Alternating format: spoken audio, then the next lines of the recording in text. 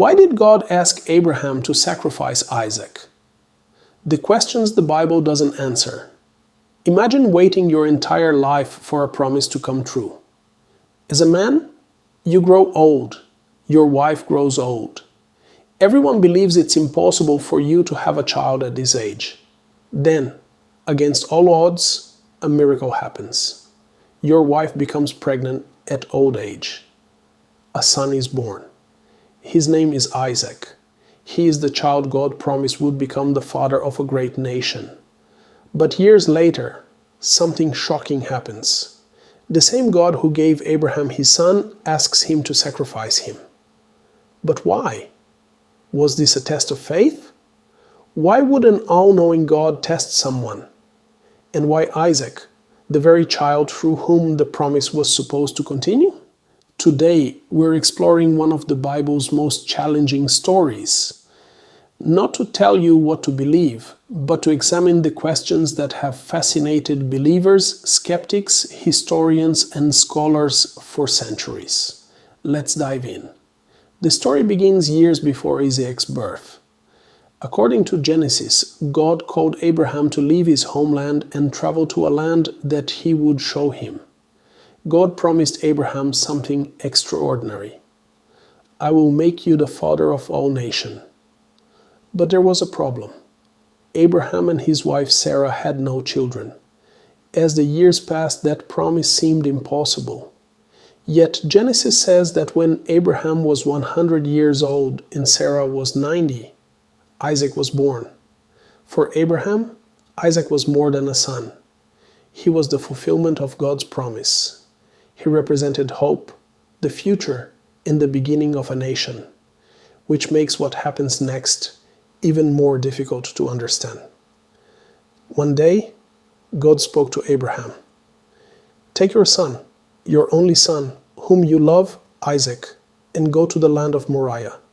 Offer him there as a burnt offering.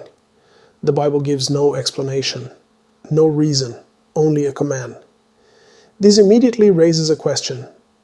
If God already knew Abraham's heart, why ask him to do this? Some believe the test was never meant to give God information. Instead, they see it as revealing the depth of Abraham's trust. Others find the story deeply troubling and continue to wrestle with its meaning. The text leaves readers to think carefully about these questions. The journey. Early. The next morning, Abraham prepared for the journey. He took Isaac, 2 servants, and the wood for the sacrifice. For 3 days they traveled toward Mount Moriah. Imagine the silence during that journey. What was Abraham thinking? Did he hope God would stop him? Did he believe there would be another solution? The Bible doesn't tell us. Then Isaac noticed something unusual. The fire and the wood are here, he said. But where is the lamb for the offering? Abraham answered, God himself will provide the lamb. Was Abraham expressing confidence, or was he trying to comfort his son? The Bible doesn't explain. When they reached the mountain, Abraham built an altar and arranged the wood. Then he bound Isaac and placed him on the altar.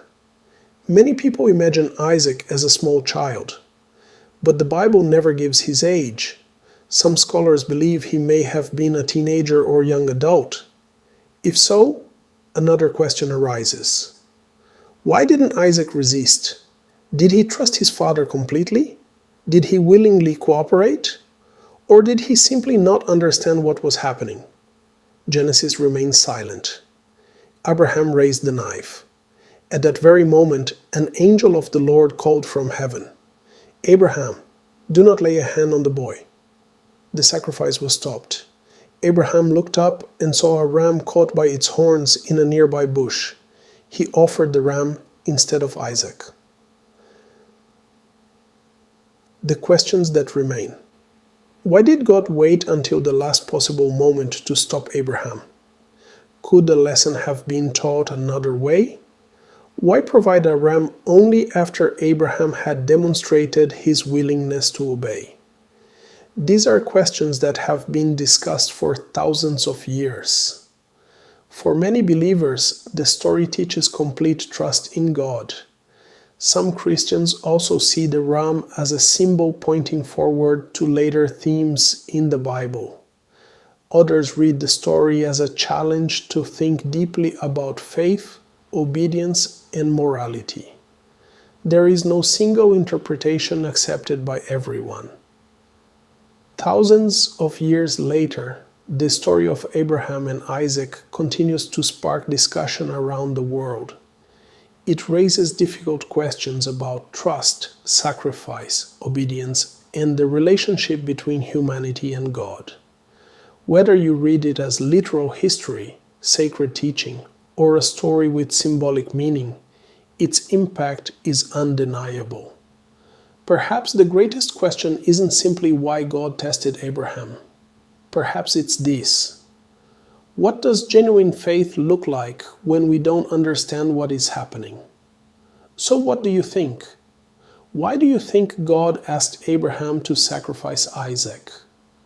What lesson do you believe this story teaches? Share your perspective in the comments, and let's keep the discussion respectful.